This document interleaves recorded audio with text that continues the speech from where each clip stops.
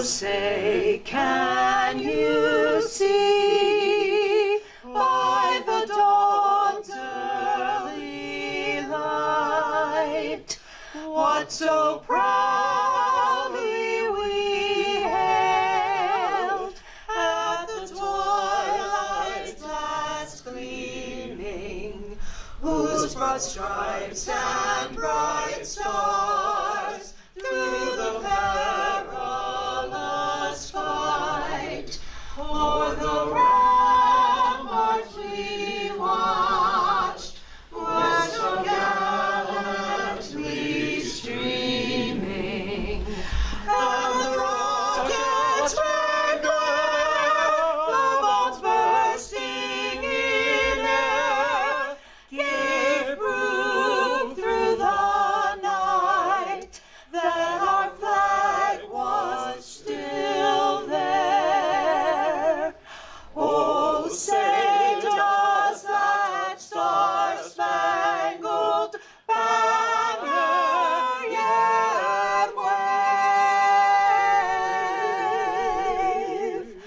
o'er the land of the free and the home of the brave.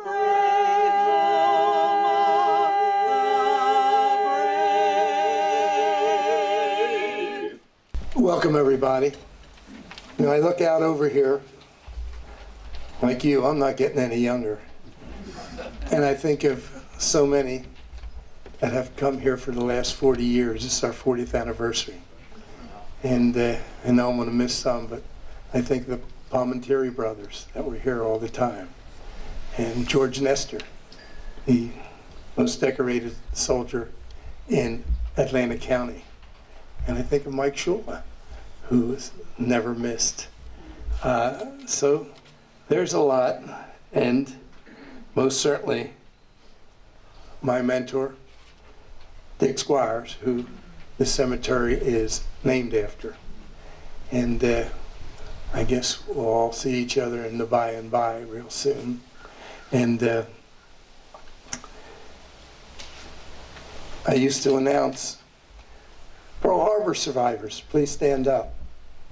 No more. Those that survived Iwo Jima, Okinawa, those that stormed the beaches in D-Day, they all stood up, and we had quite a crowd. But, you know, they're now in our memories, and many of them are here. And it's great that we are paying respect to them. I want to announce our elected officials that have come out for this 40th anniversary. Our Assemblyman, Don Guardian, also former mayor of Atlantic City. Our county surrogate, Jim Kershaw. If you don't know where Jim Kershaw's office is, it doesn't matter. Call him, he'll come to your house. It's kind of amazing, but it's a true story. Our county clerk, Joe Girallo. Anybody that has a TV knows who Joe Girallo is.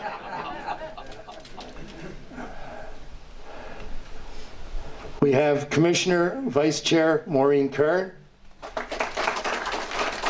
former freeholder Charlie Garrett,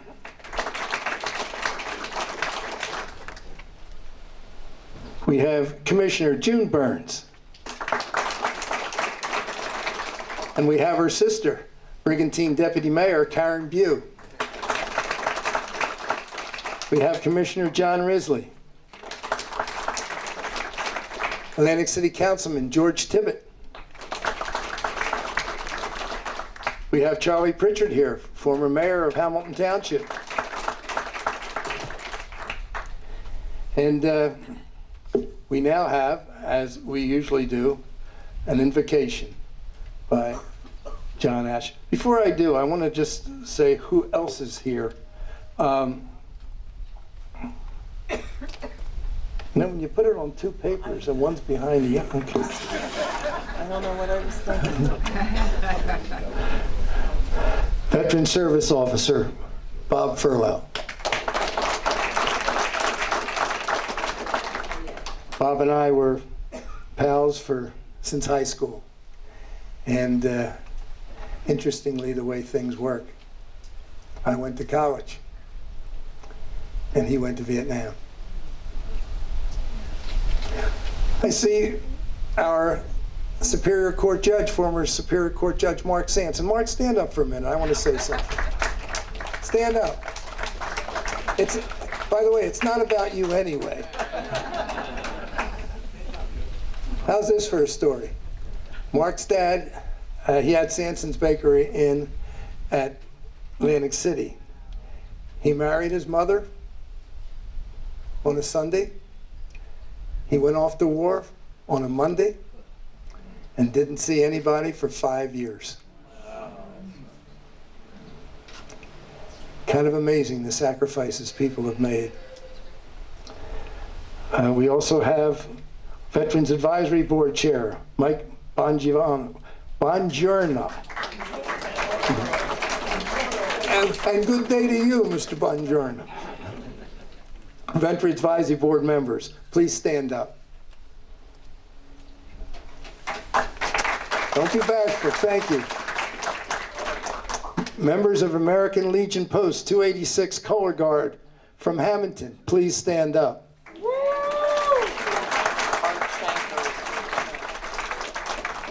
And this is the first and only American Legion Color Guard in South Jersey.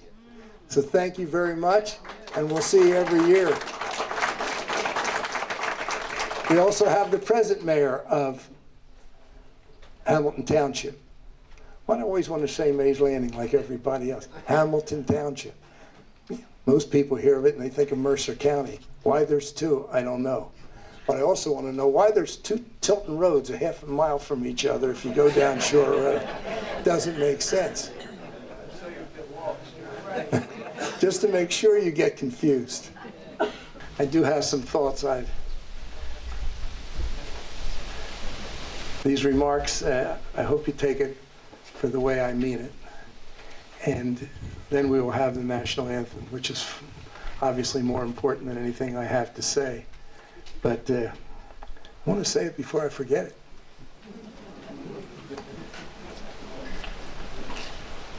That performance that Bruce Springsteen gave in Manchester, England, is nauseating.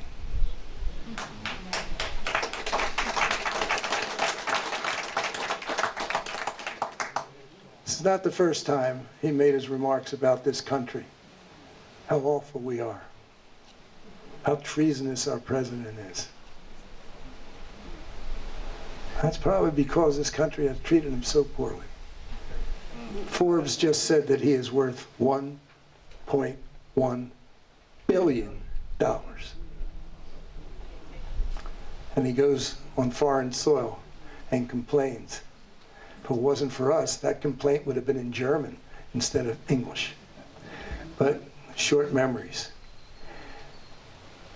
He was successful, but at the same time, doesn't seem to care too much for this country. I want to tell you a quick story. I used to tell the kids in my class this story.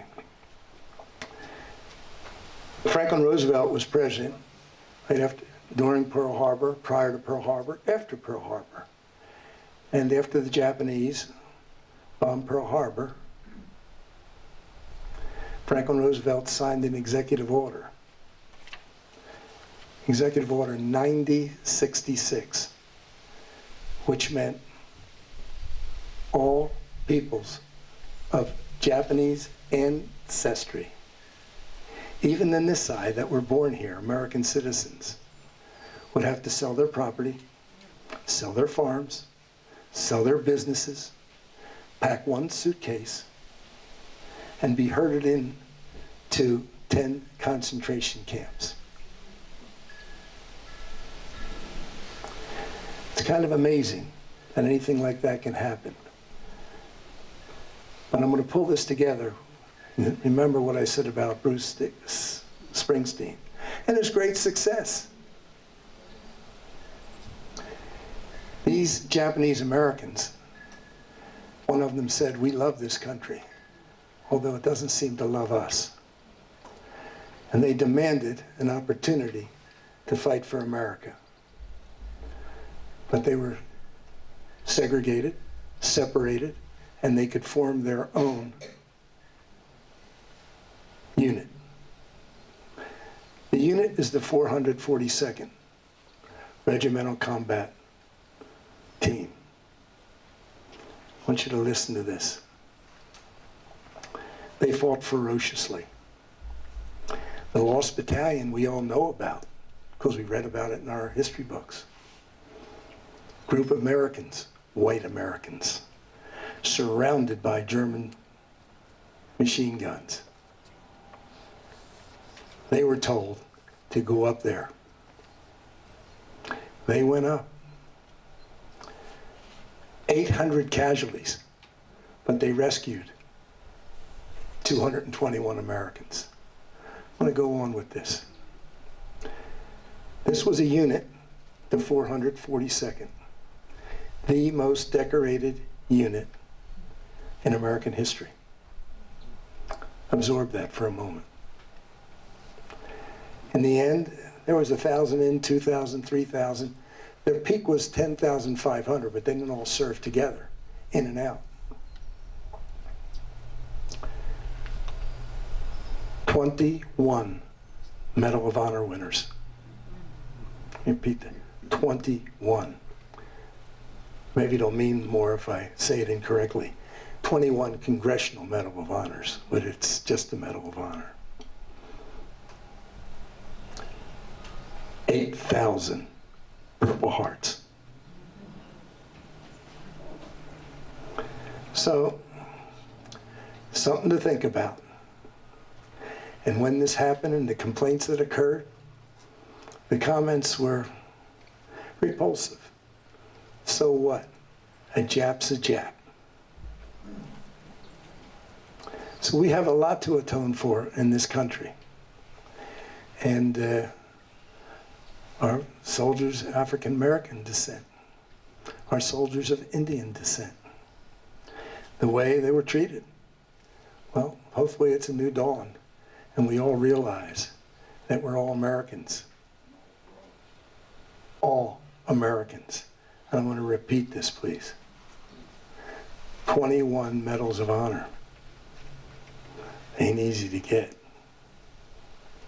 8,000 Purple Hearts. And after they rescued the Lost Battalion, prior to rescuing, their commanding officer was a colonel, Colonel Miller. And the general came and said, "Send them up."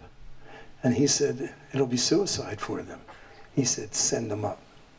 And they went willingly and fought ferociously. 800 casualties.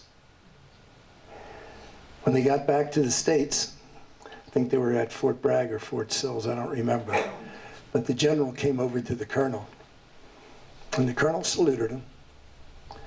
And the general said, I hope there's no hard feelings. And he put his hand up. He shook. And Colonel Miller continued to salute, but didn't shake his hand. So there were people that cared, there were people that sacrificed, and all during this time, their moms and their dads, their brothers, their sisters, their grandpops, their grandmoms lost everything. They left the camps and fought for the United States of America. And just to answer one of their comments, we may not have loved you then, but we love you now. Just had to get that off my chest, by the way. So, Mr. Springsteen, you got 1.1 billion. We've been pretty good to you. And all the rest of those loud mouths. Robert De Niro is worth 700 million. But they can go and make their comments. It's worse about Springsteen. It's on foreign soil. Can you imagine demeaning this country? Does he think he is one of the Dixie Chicks? Our keynote speaker is John Doherty, a highly decorated Vietnam veteran, and he wasn't finished serving his country. He now serves all of his veterans from all the wars, sacrifices himself. Anything you need, you call John Doherty.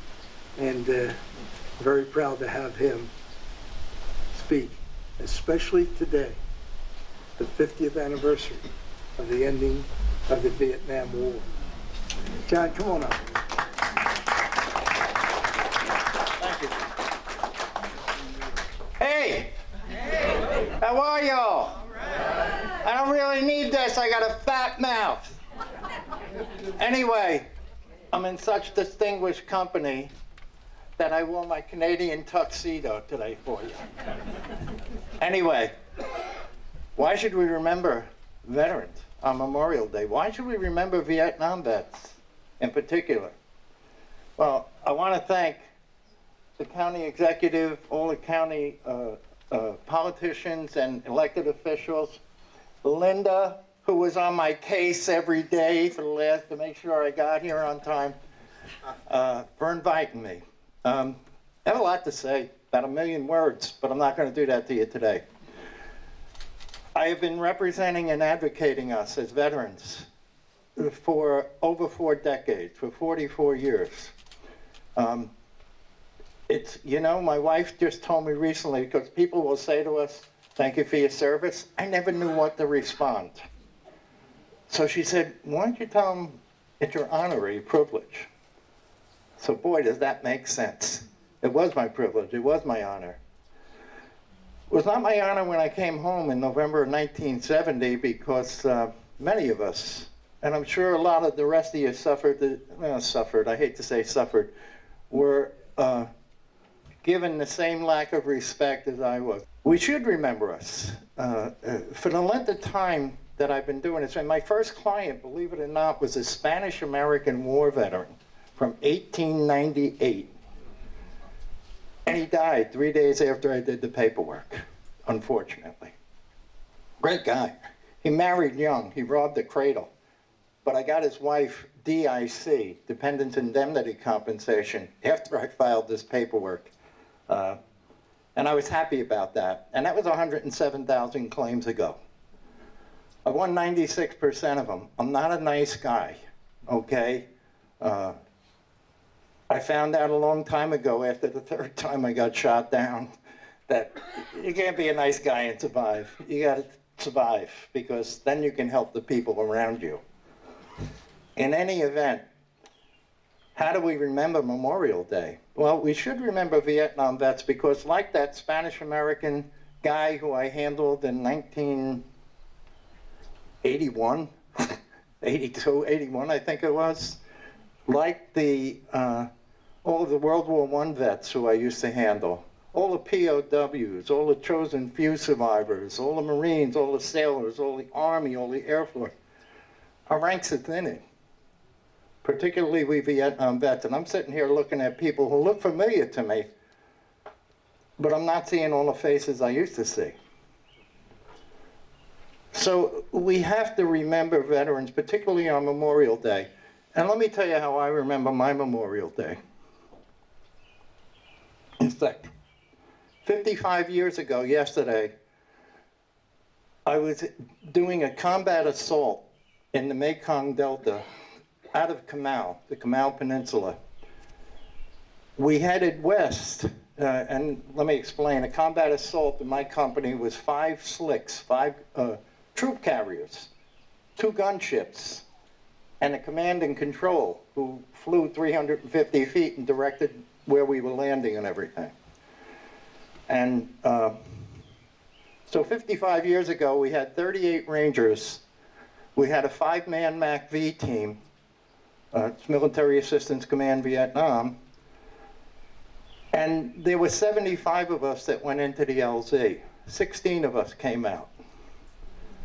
It was an L-shaped ambush that our intel didn't let us know what was going on. They had a 51 cal at the apex, 51 cal at this end of the L, and 51 cal at that end. We landed in a rice paddy, and about a dozen guys stood up with RPGs in front of us and fired them at us. besides all the machine gun fire. I honestly never remembered the day until my pilot that day, who is now a doctor in Philadelphia, told me, he said, yeah, he said, we were probably one of 3 ships that got out. The entire insertion, 43 people were killed.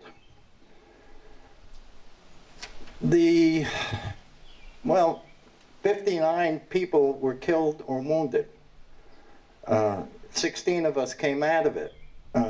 I was the senior NCO at a Spec 4, if you can imagine that. Yeah. And that's when I learned to, hey, listen, I got to survive this, because if I don't, you're dead too. My gunner got shot, my co-pilot got shot, my best friend died about 8 hours afterward. I got him to a dispensary. They put him on a ship, and they were sending him to Yakuza for extra surgery. Got hit in the head, and he died 8 hours after I took him off my ship and put him in a dispensary. So I remember Memorial Day. I remember Andy Susie. But you know, I also remember all you guys and girls. I remember Bobby Furlow. And you know what? You went to high school with him? Oh God. I can just imagine. Oh boy.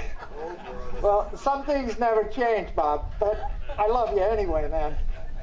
Bobby asked me to come down here and do this, and I said, why? He said, because you started all this stuff. I said, I did? Well, I was born the day the Korean War started, so I thought he meant that. But maybe he meant that we helped initiate the Veteran Service Office in Atlantic County, Monmouth County, Burlington County, Cape May County, all these counties. There was, when I took over my office in Ocean County, there were 3 offices in the state out of 21 counties. When I left my office in 2021, I believe there are 17, 18 offices in the county now. And that's notwithstanding my buddy Chris Wombat, who's here somewhere, the Department of Military and Veterans Affairs offices too. They're pretty good too. We just shuffle stuff back and forth. Matter of fact, they refer a lot of stuff to me, but that's okay. I specialize in appeals and really hard claims. My buddy Butchie in the back, he specializes in the impossible. We're just trying to do the best we can, but you got to remember something. We too are combat disabled Vietnam vets. But don't ever forget, and I can say this, I can say, I'm not a veteran just on Memorial Day and Veterans Day. I'm a veteran every stinking day of the year. And that's okay, because I know a lot of you feel the same way. My son bought me this shirt. My son did 3 tours in Iraq with the 1st Marines. And he said, Dad, read the back of it. Does it make sense? Yes. Thank you. You guys behind me can read the back of it too. And it is that. And would I do it again? Goddamn right I would. Excuse me. I would. And I'd get shot down a 4th time if I had to. In any event, you guys, thanks for having me today. And please, remember us every day. Thank you.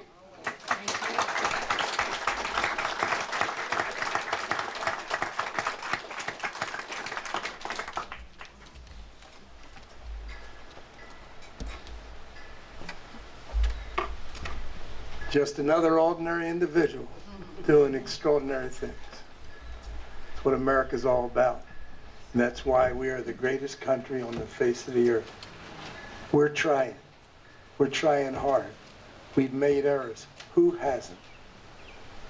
But we're a lot better than we were, and we'll continue to improve as a country, as long as we all pull in the same direction.